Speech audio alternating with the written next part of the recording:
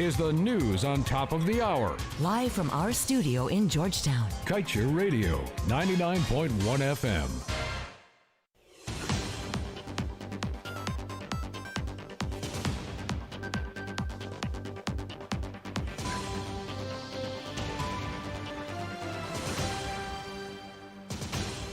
Good day. Thank you for tuning in to Kaieteur Radio. Welcome to your news at noon. I am Kevin Smith. And I am Kayla King. Making top story today, Exxon will have flared 1 million more cubic feet of gas by time it diagnoses issue.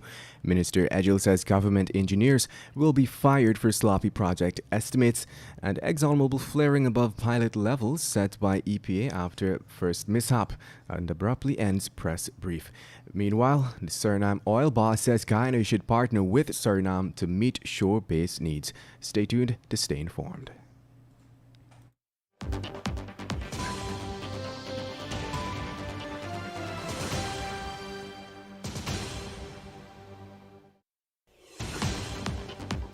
This morning, I woke up a millionaire. A Digisell millionaire. Money here, money there, money everywhere. I'm a Digisell millionaire. It's our 14th anniversary, and for the next 14 days, we're gonna make one lucky customer a Digisell millionaire every day. To enter the draw, just purchase any Digisell Prime bundle or top up with $1,400 or more for a chance to be a millionaire. Plus, every day, 100 lucky customers will receive $1,400 free credit. Buy a Prime bundle or top up now to enter. Digisell, better together.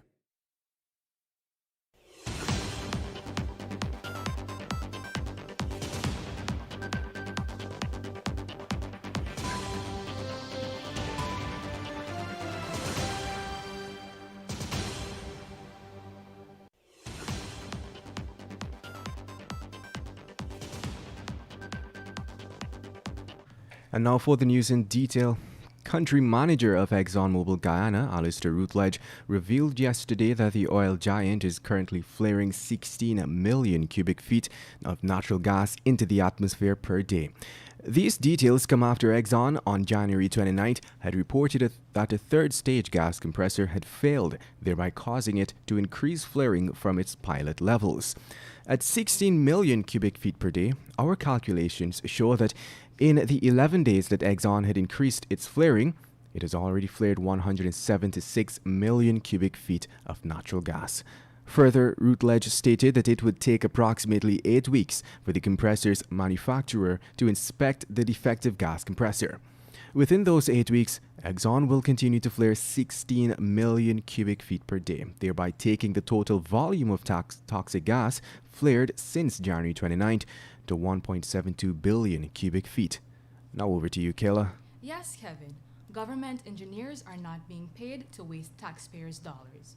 This was the assertion of Minister of Public Works, Juan Edgell, as he made it clear that the government is prepared to sever ties with those engineers who prepare sloppy estimates. Sloppy estimates, the minister explained, can eventually result in contractors being overpaid for works under government projects. The minister pronounced the PPPC's plan to prevent overpayment on contracts. And now we head over back to ExxonMobil. The company yesterday held a closed press briefing during which it revealed flaring is now at about 16 million cubic feet of gas per day.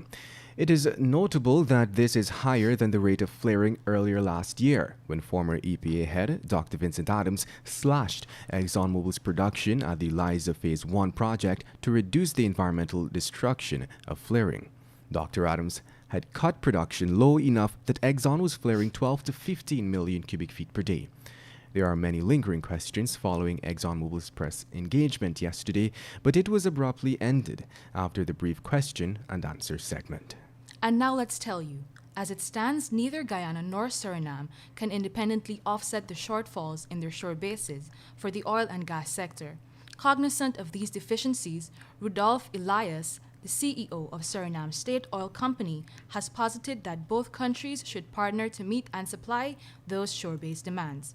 A shore base is an onshore support facility which during drilling, development, maintenance, and producing operations provides services to the oil companies. Elias reminded that one of the basic things both Guyana and Suriname needed to prudently manage the oil sector would be that of building effective shore bases. Elias based this advice against the reality that both countries have similar river debts. With that, we'll head over to a short break, but before we go, let's tell you what's coming up. Liza Phase 2 Unity FPSO to sail for Guyana by mid-2021. Sophia motorcyclist killed after slamming into utility pole.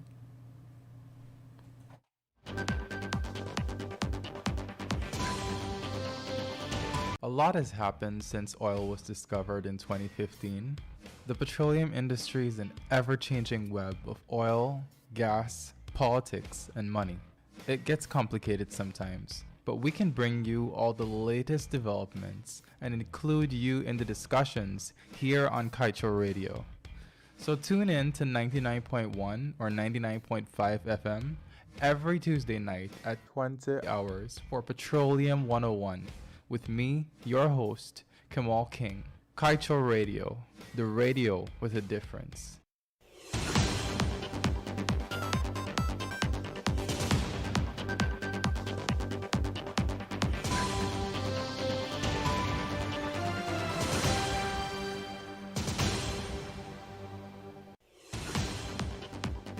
Welcome back. Let us continue with the news. The Liza Unity oil vessel, which will support ExxonMobil's second production development offshore Guyana, is expected to sail from Keppel Shipyard in Singapore for Guyana by mid-2021.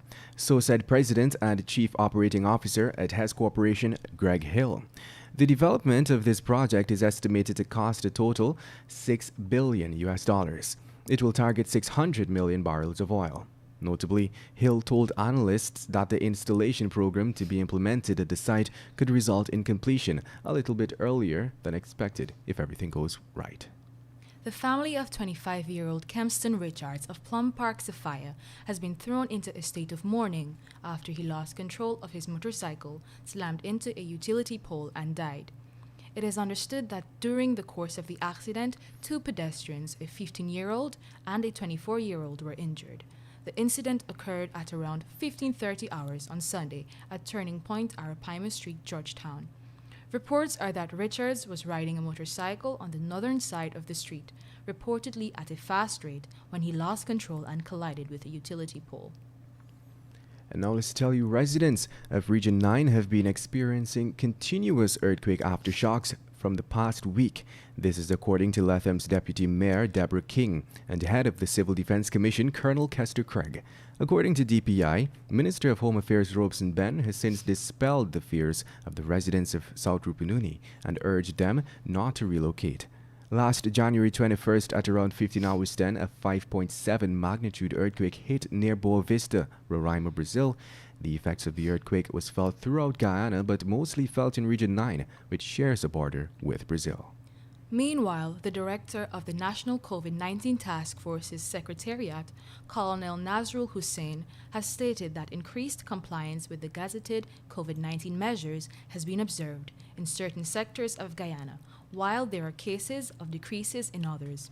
He noted that a portion of businesses have been complying with the measures well. He revealed, too, that the task force has been carrying out regular enforcement exercises to ensure people are complying with the measures, and in the cases of breaches, businesses are issued with warning letters and sometimes notices of closure. With the time moving on to 12 hours 8, time for a COVID-19 update. Taken from Worldometer, the number of worldwide coronavirus cases is now 107.1 million, with deaths at 2.3 million and recovery cases at 78.9 million. Region 4 pensioner is latest COVID-19 fatality. A 74-year-old man from Georgetown is the country's 181st COVID-19 fatality. 41 new cases were recorded, bringing the total number of cases to 8,023. 7 patients are in COVID-19 ICU, 817 in home isolation, 41 in institutional isolation, and 8 in institutional quarantine. Additionally, a total of 697 persons have recovered from the virus, with 11 new recoveries recorded yesterday. And before... Our apologies coming from CNN. Health experts warned that the spread of variants in the U.S. mean it's very risky for states to ease COVID-19 restrictions now. Meanwhile, WHO experts say an intermediary host species is most likely how COVID-19 was introduced to humans. And British analysis does not suggest that the South African coronavirus variant is more transmissible than other strains, England's Deputy Chief Medical Officer said. And South Africa paused its rollout of the AstraZeneca COVID-19 vaccine after a study showed it offers less protection against the variant first identified in the country.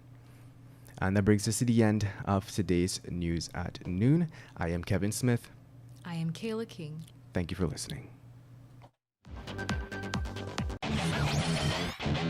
Want value for your advertising dollar? Then place your ads on Kaieteur Radio's Newscasts. Streamed live on 6 different mediums, reaching hundreds of thousands. Advertise today and watch your dollar grow. Call us on 225-8465 or 226-8210.